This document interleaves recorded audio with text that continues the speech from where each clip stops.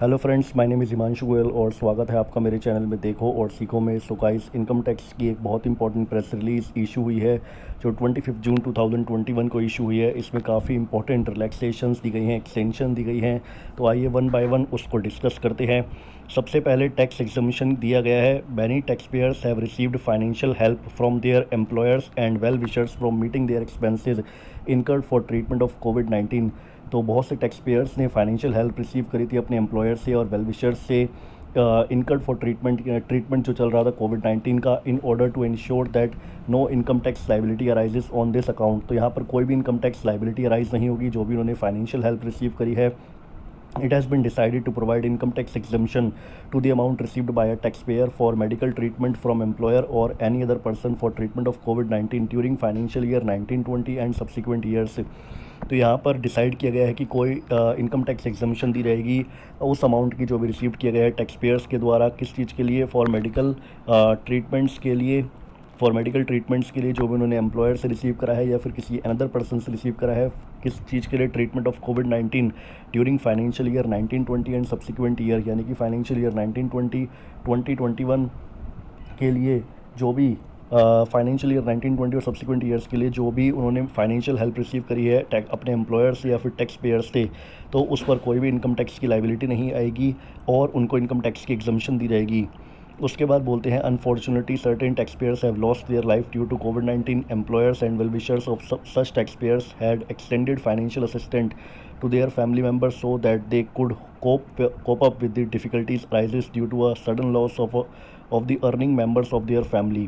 यहाँ पर बोलते हैं कि बहुत से टैक्स पेयर्स ने अपनी लाइफ गंवाई है, अपनी ज़िंदगी गंवाई है कोविड-19 में, जिसमें एम्प्लॉयर और वेल विशर्स ने टैक्स पेयर्स को कुछ फाइनेंशियल असिस्टेंट दी थी उनके फैमिली मेम्बर्स को जिन्होंने अपनी लाइफ गंवाई है, जिनके अर्निंग पर्सन की, so that they could cope up with difficulties arising due to sudden loss of the earning member of their family, ताकि वो कोप अप कर सकें जो भी डिफ़िकल्टीज अराइज हो रही हैं सडन लॉस की वजह से अर्निंग मेंबर की।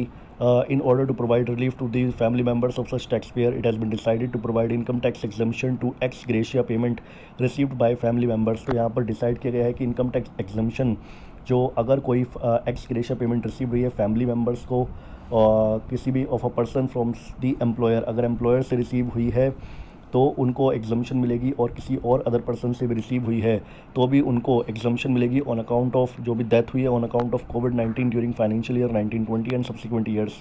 तो फाइनेंशियल ईयर 1920 और उसके सब्सिक्वेंट ईयर्स में कोई भी फाइनेंशियल असिस्टेंट मिली है, एक्सग्रेशिया पेमेंट मिली है फैमिली मेम्बर्स को एम्प्लॉयर के द्वारा या फिर किसी भी अदर पर्सन से, तो उस पर एग्जम्पशन मिलेगी। The exemption shall be allowed without any limit for the amount received from the employer। अगर एम्प्लॉयर से मिली है तो उस पर कोई भी लिमिट नहीं है एग्जम्पशन की, वो अनलिमिटेड एग्जम्पशन है without any limit. And the exemption shall be limited 10 lakh in aggregate for the amount received from any other person. तो अगर किसी और पर्सन से कोई भी अमाउंट मिला है तो उस पर 10 लाख की एग्जम्पशन मिलेगी, 10 लाख तक की एग्जम्पशन है। उसके बाद एक्सटेंशन ऑफ टाइमलाइंस, काफ़ी टाइमलाइंस को एक्सटेंड किया गया है।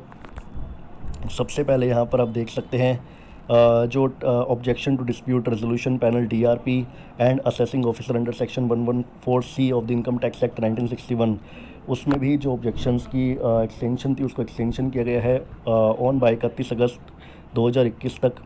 Statement of deduction of tax, जो भी आपका डिडक्शन ऑफ टैक्स की है स्टेटमेंट आपको फाइल करनी होती है for the last quarter of the financial year 2020 से 21 की, required to be furnished on or before 31 May 2021, जो आपको 31 मई तक करनी थी TDS की रिटर्न, और उसको एक्सटेंड किया गया था 30 जून 2021। तो अब उसे फर्निश कर सकते हैं ऑन और बिफोर 15 जुलाई 2021। तो टैक्स रिटर्न जो भी है लास्ट क्वार्टर की फाइनेंशियल ईयर 2020 से 21 की, उसको अब आप फाइल कर सकते हैं 15 जुलाई 2021 तक।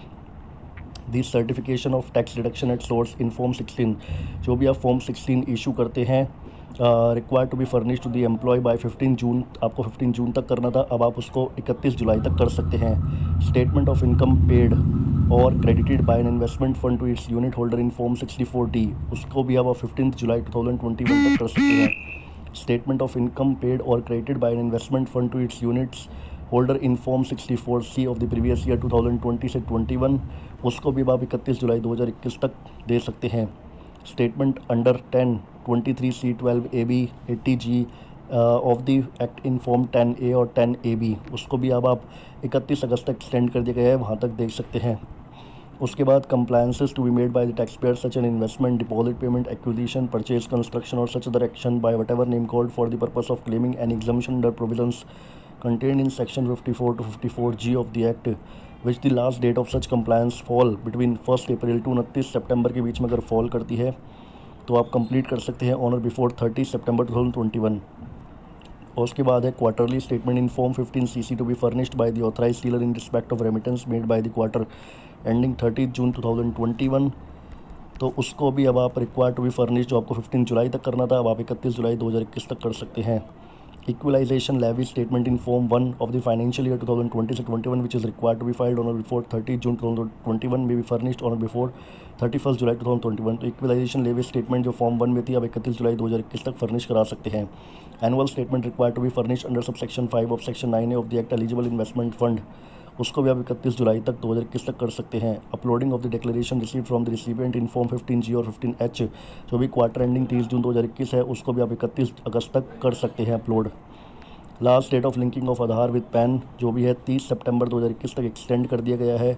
Last date of payment of amount under Vivad se विश्वास उसको भी एक्सटेंड कर दिया गया 31 अगस्त तक। Last date of payment of amount under Vivad se Vishwas with additional amount has been notified 31 October 2021। तो विदाउट एडिशनल अमाउंट आप 31 अगस्त तक कर सकते हैं और विद एडिशनल अमाउंट आप 31 अक्टूबर तक कर सकते हैं। Time limit for passing of assessment order उसको 30 सितंबर 2021 तक कर सकते हैं। Time limit for passing of penalty order which was उसको भी 30 सितंबर तक एक्सटेंड कर दिया गया है। Time limit for processing equalisation levy 30 सितंबर 2021। तो काफ़ी इजी लैंग्वेज में सारी चीज़ें बता दी गई हैं और काफ़ी रिलीफ्स प्रोवाइड किए गए हैं, मेजर रिलीफ्स। तो होप ऑल भी रिलीफ्स प्रोवाइड किए जाएंगे। सो गाइस इसी के साथ मैं अपनी वीडियो क्लोज करना चाहूँगा। अगर आपको मेरी वीडियो अच्छी लगे तो लाइक एंड शेयर जरूर करें। Thank you guys, thank you for watching this.